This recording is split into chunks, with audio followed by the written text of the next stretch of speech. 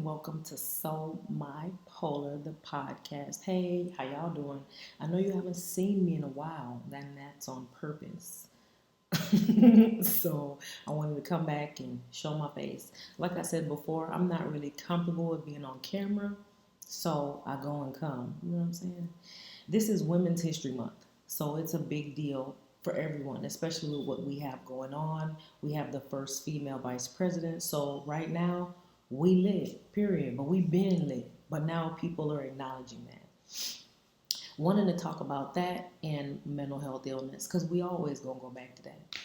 Thank you so much for tuning in. All the new people, old people, tell more people. But I really wanted to jump into this topic with Women's History Month in mind because so many people don't understand the extra layers, the extra layers you have when you have mental health illness and you're also a woman.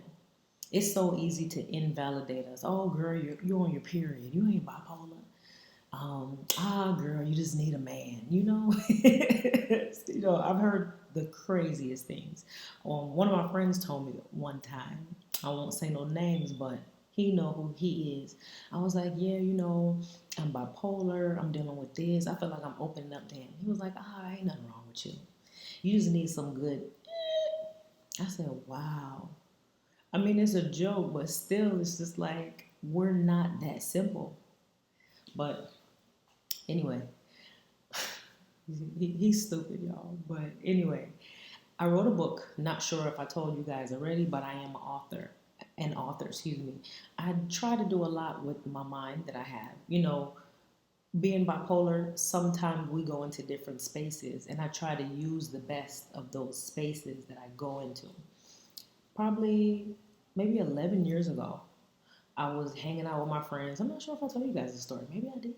I got short-term memory too. Unfortunately, that is one of the symptoms of having bipolar, which is really, really sad. Um, but anyway, I started working on a book. She let me know, hey, Mel, you just talking me to death. Why don't you just write all this stuff down? And I said, boom, you're right. Write a book. So I started my journey with my book. It's like my baby. I started in 2009. I feel like I've been holding on to it too long. So now it's time to let it go. I'm going to get it edited again. This time it's a copy edit, cleaning it up, then I'm sending it out to y'all. See what y'all think about it. Hope you love it. If you don't, give me a feedback, whatever. But when I started to write my book, I wrote, of course, one of my characters has mental health illness, but the person they're in a relationship doesn't find out until it's kind of too late. They kind of already deep into what they've been doing, and now it's like, oh, by the way. And I gave my characteristics of my mental health illness to the male character in my book on purpose. Too many times I think people see it as fit for a woman to have certain mental health illnesses or have mental health illness, period, because I think society plays us kind of like we're weaker or, our mind can only handle so much. So I gave him those characteristics because I felt like people would be able to validate them more. If I gave it to a woman, it's like, whatever. But when I gave it to the man in the book, I felt like people would see it clearer. People would understand it faster. They wouldn't try to add their own spin to it. He just has these problems. And that's how I channeled that. So it's so weird that I was able to channel a lot of my emotions and also my mental health illness through a man. It was a lot of fun. It was a lot of fun. I love my book. I love my characters. I'm working on a memoir as well.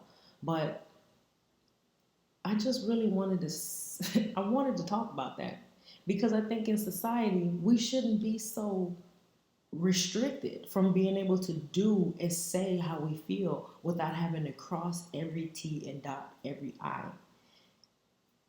I had a lot of pauses because this conversation is weird for me. It's just like, where we living at? What century is this that we're really still even talking about women's rights and women empowerment and women just being able to have a fair opportunity? It's crazy to me, but it's real. It's a lot of judgment within being a woman in general. And when you add mental health illness to it, it's another layer of judgment.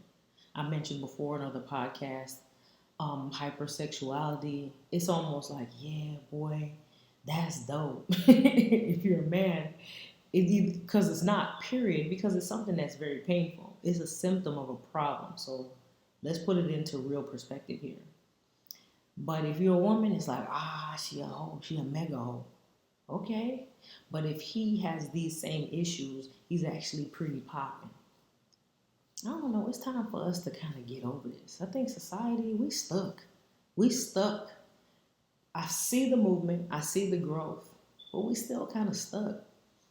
And me, like many other women, are pushing so hard. Women of color are pushing so hard to be just normal.